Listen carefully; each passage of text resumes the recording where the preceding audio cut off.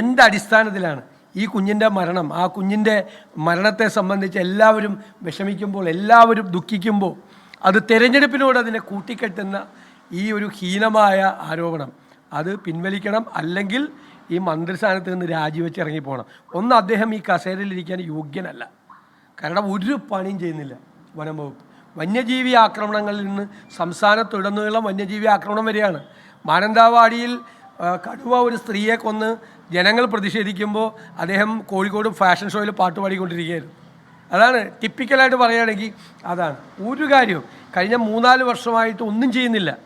സാധാരണ കിടങ്ങുകൾ കുഴിക്കും, ഫെൻസിങ് ഉണ്ടാക്കും, ഹാങ്ങിങ് ഫെൻസിങ് ഉണ്ടാക്കും, മതിൽ പണിയും. ഇതിനൊന്നിനും പണം അനുവദിച്ചിട്ട് അത് ചിലവാക്കുക പോലും ചെയ്തിട്ടില്ല. 3-4 വർഷമായി ജനങ്ങളെ വിധിക്ക് വിട്ടുകൊടുത്തിരിക്കുകയാണ്.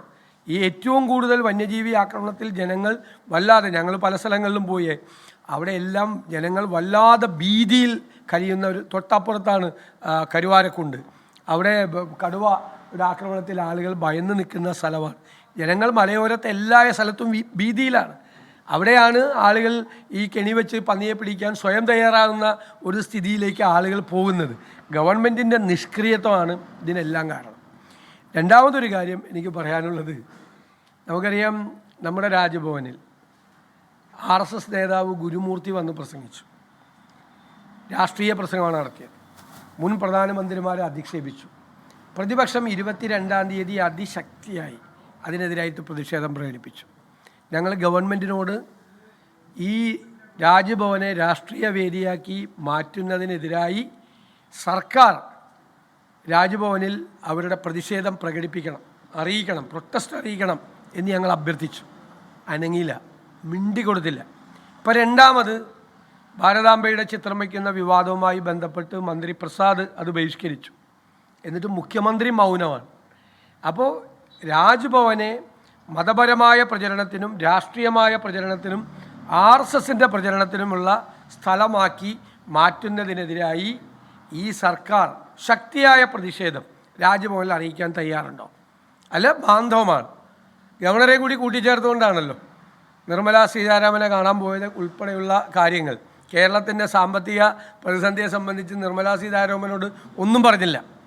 ഗവർണറെ കൂട്ടിക്കൊണ്ട് ചർച്ചയ്ക്ക് പോയതാണ്. BJP CPM രഹസ്യ ബാന്ധവമാണ് കേരളത്തിലുള്ളത്. അതുകൊണ്ടാണല്ലോ ഹൈവേയുടെ കാര്യത്തിൽ കോടിക്കണക്കിന് രൂപയുടെ അഴിമതി നടന്നു, വലിയ കൃത്രിമങ്ങൾ നടന്നു, ക്രമക്കേടുകൾ നടന്നു, എഞ്ചിനീയറിംഗ് പിഴവുകളുണ്ടായി.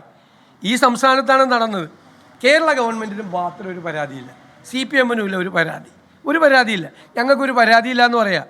ആയിരക്കണക്കിന് കോടി രൂപയുടെ അഴിമതിയാണ് ഹൈവേ നിർമ്മാണത്തിൽ നടന്നത്.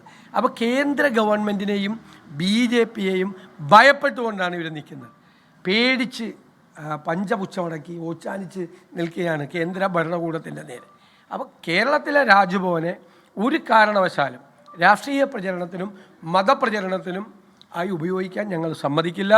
അതിനെതിരായിട്ടുള്ള അതിശക്തിയായ പ്രതിഷേധം കേരളത്തിലെ പ്രതിപക്ഷത്തിൻ്റെ ഭാഗത്തുനിന്നുണ്ടാകും. ഗവൺമെൻറ്റിൻ്റെ നിലപാട് എന്താണെന്ന് മുഖ്യമന്ത്രി ഇനിയെങ്കിലും പറയണ്ടേ? പക്ഷെ മുഖ്യമന്ത്രി പറയുന്നില്ല. ഈ കുഞ്ഞിൻ്റെ മരണവുമായി ബന്ധപ്പെട്ട് അത് UDF ആണ് അതിനെ രാഷ്ട്രീയമാക്കാൻ വേണ്ടി ശ്രമിച്ചത്. അതാണ് രാത്രി തന്നെ ഈ ഇത്തരത്തിൽ പ്രതിഷേധം തുടങ്ങി അതിൻ്റെ ഭാഗമാണെന്നാണ് പറയുന്നത്. ഞാൻ ചോദിക്കട്ടെ, കേരളത്തിൽ എവിടെയാണ് ഇത്തരം മരണങ്ങൾ ഉണ്ടായാൽ പ്രതിഷേധം ഉണ്ടാകാതിരിക്കുന്നത്? എവിടെയാണ്? എല്ലാ സ്ഥലത്തും UDF ജനങ്ങൾ ഇറങ്ങില്ലേ? വന്യജീവി ആക്രമണങ്ങൾ ഉണ്ടാകുന്ന സ്ഥലത്ത്, ഇതുപോലെ അപകട മരണങ്ങൾ ഉണ്ടാകുന്ന സ്ഥലത്ത് ആളുകൾ രാത്രി പ്രതിഷേധിക്കില്ലേ? അതിശക്തിയായി ആളുകൾ പ്രതിഷേധിക്കും. ഗവൺമെൻറ്റിനെതിരായി പ്രതിഷേധിക്കും. അവിടെ LCT ബോർഡ് അറിയണ്ടേ? അല്ലെങ്കിൽ ബാക്കി വനം വകുപ്പ് അറിയണ്ടേ? ഈ സംവിധാനങ്ങളൊന്നും ഇല്ലാതെ ഇത്തരം ഒരു സംഭവം ഉണ്ടായി കുഞ്ഞു മരിക്കാനിടയായാൽ, ഒരു സംഭവത്തിൽ കുഞ്ഞു മരിക്കാനിടയുണ്ടായി സ്വാഭാവികമായ പ്രതിഷേധം വരില്ലേ? ഏതെങ്കിലും രാഷ്ട്രീയ പാർട്ടികളാണോ സമരം നടത്തുന്നത്? എല്ലാവരും ഇറങ്ങില്ല. അപ്പോൾ അതൊക്കെ കേരളത്തിൽ സ്വാഭാവികമായ കാര്യമല്ലേ? അവിടെ CPMകാരും ഉണ്ടാവും, എല്ലാവരും ഉണ്ടാവും, എല്ലാവരും പ്രതിഷേധിക്കാറിറങ്ങും. നാട്ടിൽ വനമന്ത്രി പറയുന്നത് ഈ കേസിൽ ഒരു UDFന്റെ പഞ്ചായത്ത് അംഗം ഉൾപ്പെട്ടിട്ടുണ്ടെന്നും ഒരു UDF ആണ് കെണി വെച്ചെന്നുള്ള തരത്തിൽ പോലും അദ്ദേഹം പറയുന്നത്. ഞാൻ പറയുന്നത് ഇയാൾ എത്ര വൃത്തികെട്ട ആരോപണമാണ് ഈ മന്ത്രി ഉന്നയിക്കുന്നത്. എത്ര വൃത്തികെട്ട ആരോപണം! അയാളുടെ കഴിവുകേട് മറച്ചു വയ്ക്കാൻ വേണ്ടി, സ്വന്തം കഴിവുകേട് മറച്ചു വയ്ക്കാൻ വേണ്ടിയിട്ട് പറയുക ചുമ്മായിരുന്നു. എവിടെ നിന്ന് കിട്ടിയത് മന്ത്രിക്ക് ഈ വിവരം? പോലീസ് മന്ത്രിയോട് പറഞ്ഞോ? അങ്ങനെയാണെങ്കിൽ മുഖ്യമന്ത്രിയല്ലേ പറയേണ്ടത്. പോലീസ് മന്ത്രിയോട് പറഞ്ഞോ ഇങ്ങനെ UDFകാരൻ എന്നിത് കെണി വെച്ചില്ല? ഈ കുട്ടി ഒരു കോൺഗ്രസ് കുടുംബത്തിലെ കുഞ്ഞാണ് മരിച്ചത്. വലിയ കോൺഗ്രസ് കുടുംബത്തിലെ ഒരു കുട്ടിയാണ് മരിച്ചത്.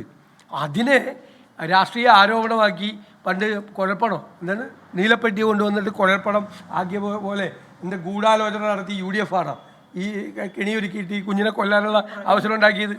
ഇയാളുടെ നിഷ്ക്രിയത്വം മറച്ചു വയ്ക്കാൻ വേണ്ടിയിട്ടുള്ള വൃത്തികെട്ട ആരോപണം ഉന്നയിക്കുകയാണ്.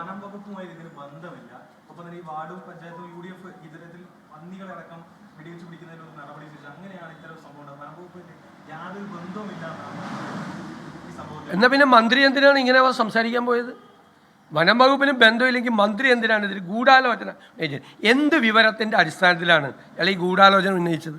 എന്തിനാണ് ഇദ്ദേഹം കയറിയിട്ട് സംസാരിക്കുന്നത്? അനവസരത്തിൽ സംസാരിക്കുന്നത്. അല്ലാത്ത സമയത്ത് ഇദ്ദേഹത്തെ കാണാറില്ലല്ലോ.